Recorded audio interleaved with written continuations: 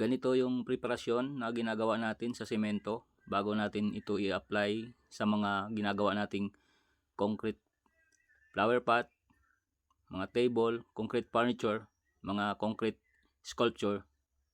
Hinahaluan natin to ng mga fiber mix to concrete, anti-crack para mas matibay yung mga ginagawa natin.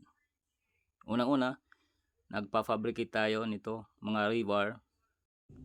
At pag nakumpleto na yan, ay binabalutan natin ng mga screen. Yan, gaya lang nakikita nyo, yan ay set na table concrete yan, na may mga kasamang upuan, wood design. Itong isang ito naman ay flower pot ito. Ito yung inasimbol natin.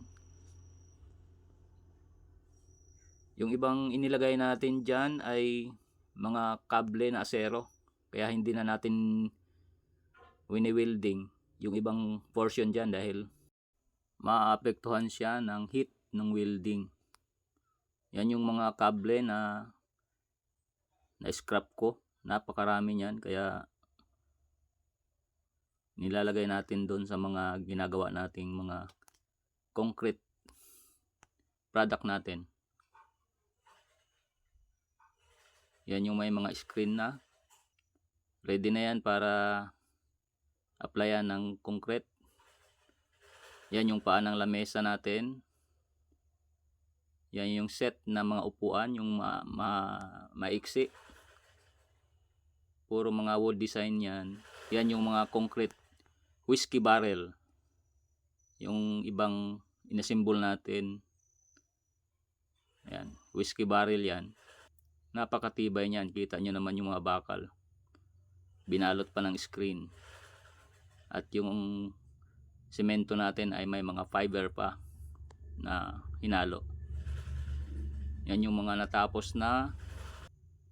Yan. Okay na yan. Tapos na yung mga nandyan. Ang dami na nating nagawa na mga ganitong design. Kaso lang hindi tayo nakakaipon ng marami dahil nauubos kaagad. Yan yung coffee table yan, kaya may hawakan sa gilid para madaling bitbitin. Ito naman ay flower pot.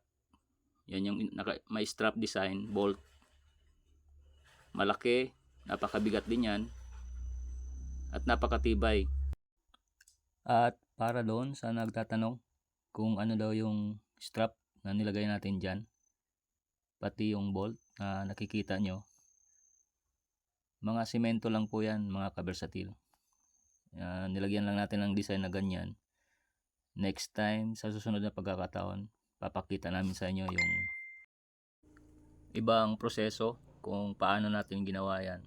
Kaya sumubaybay lang kayo at marami pa tayong ipapakita sa inyo, yung iba pang mga technique na ating ginagawa dito sa mga concrete product natin, pati yung mga gamit na ginamit natin.